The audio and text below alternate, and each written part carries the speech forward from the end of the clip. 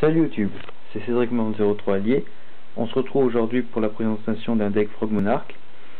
C'est le deck que j'ai joué au Wesheku Châteauroux.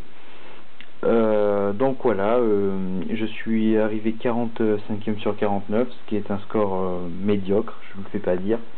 Il y avait d'excellents bons joueurs, il y avait des joueurs qui venaient notamment de Paris, donc il y avait beaucoup de compétitivité. Donc voilà, à mon tour de vous faire voir mon deck Frog Monarch. Alors, la base du deck, donc déjà 3 Caius. Donc voilà, ça c'est indispensable, il la faut en 3 fois. Donc ensuite 3 Raiza. 3 Raiza, donc ça c'est les monarques qu'il faut vraiment jouer dans le deck. Ensuite 2 LADD. Ça c'est un gros lock.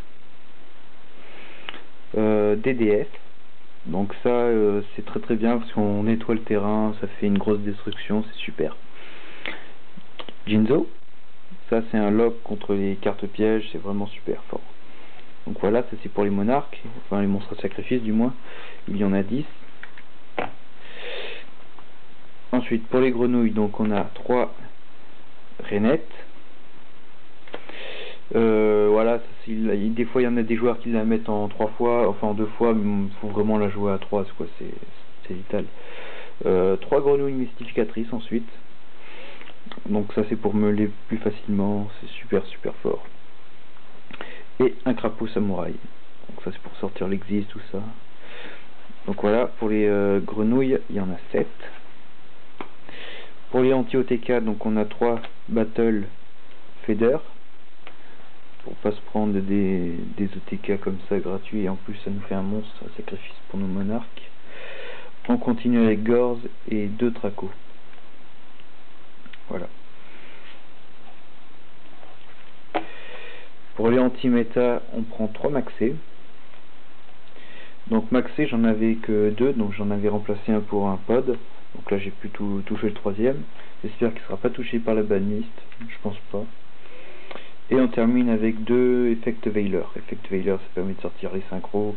C'est super fort. Voilà. Donc il y en a 5 pour les anti-méta. Je joue 28 monstres. Donc 12 magies. Donc parmi ces magies, on a 3 bourses des âmes. Donc ça permet de prendre les gros monstres à sacrifice de l'adversaire et après d'en faire des monarques. Suivi de 3 contrôleurs d'ennemis. Combo avec la grenouille, la rainette. Donc elle revient pendant l'endphase. On est en endphase, elle est sur le terrain, on la sacrifie, on prend le contrôle d'un monstre, donc pendant notre tour, et comme on est toujours en endphase, elle revient. Donc on prend un monstre gratuitement. C'est un super combo, donc ça il est vieux comme le monde. Ensuite 2 MST, donc le 3e étant side. Voilà, 2 c'est bien, comme il n'y a plus violent orage. 2 pod. Super fort, ça stabilise le deck. Et on termine avec trou noir et sacrifice inutile. Les derniers staples du deck, quoi. Voilà. Ensuite, extra deck. Extra deck, donc ça va être facile, ça va être une formule synchronique, donc avec Rainette et Effect Veiler ou Battle Fader, Effect Veiler, des trucs comme ça. Un Clium, donc avec un formula et Rainette. En plus ça fait un combo, donc Rainette revient, on réduit l'attaque d'un monstre adverse à 0, on tape, on détruit un monstre à chaque tour, c'est super fort. Balmung. Pardon. Donc pourquoi pas Griffe d'Arsenal, puisque Griffe d'Arsenal ça prend une zone de MP, alors que Balmung tu ramènes un monstre, quoi, c'est super fort. En synchro, donc Calidor c'est super fort. Parmades, parce que Calidor tu peux quand même gérer les monstres adverses, donc c'est un peu plus fort. SHT, pourquoi pas Dragon Oriental, parce que déjà Dragon Oriental est cher, mais pas seulement, parce qu'on bannit une synchro lorsqu'il est invoqué, alors que lui il fait Dame Guerrière DD, donc s'il est détruit on bannit le monstre avec, donc c'est super fort. Un Dragon Rose Noir, voilà, pas d'explication. Un Scrap super fort, parce qu'avec Grenouille, avec la Rainette, à chaque fois qu'elle revient on fait une carte sur le terrain. Et la 8e synchro, Stariateur. Donc Stariateur, Effect Veiler, Draco. On passe au Xiz maintenant, donc Magicienne Fainéante, super fort. Soldat Shomaji, que je vais remplacer en janvier par le nouveau Itupi. Gashi Gashi, alors pourquoi pas le Kappa, parce que Gashi Gashi, t'as pas besoin de te défausser de cartes pour te protéger, et il a déjà 1800 de défense, donc c'est plus fort que les 1400 que le monstre peut avoir, alors que le Kappa peut avoir, alors que, enfin, il a 400 d'attaque, mais tu peux détacher un monstre pour le faire passer à 1400, ce qui n'est pas terrible, parce que Dégusto Phoenix on a 1500 lui. Et il peut attaquer 2 fois en détachant deux monstres. Enfin, un monstre. Donc c'est super fort. Ptolémie M7, super fort. Alors ça, je kiffe grave. Parce que cette carte-là, comment dire, on l'a fait avec 2 monarques, donc 2 Caius par exemple.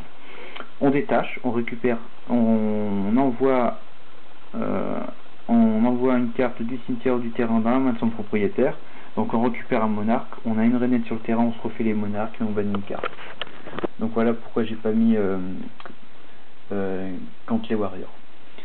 Bonzer pour gérer les effets des monstres. Et je termine en beauté avec un palais céleste Gangaridé. Donc 2 Draco pour le faire. Voilà. Ensuite, side deck. Side deck 2 Jinzo. Donc ça c'est pour faire du lock sur les decks pièges. Donc comme Georgia qui a fait qui a remporté le YCS sur 1, ou encore les decks Shenburn, donc ça ils la font opérativement contre les decks pièges bien sûr. 2 démons de la vanité, donc ça c'est, on la side à chaque fois. Comment dire,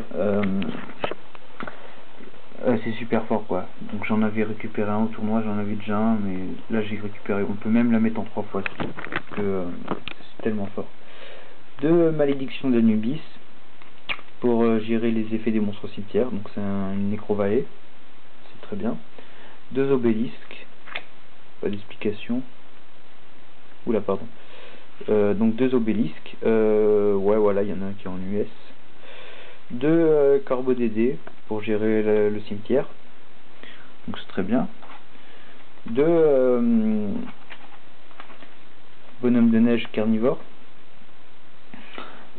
En fait je voulais mettre à la place Spell Canceller pour annuler les magies, pour faire du lock sur les decks Spellbook, mais je ne l'ai pas trouvé et elle est très dure à choper en plus, donc voilà.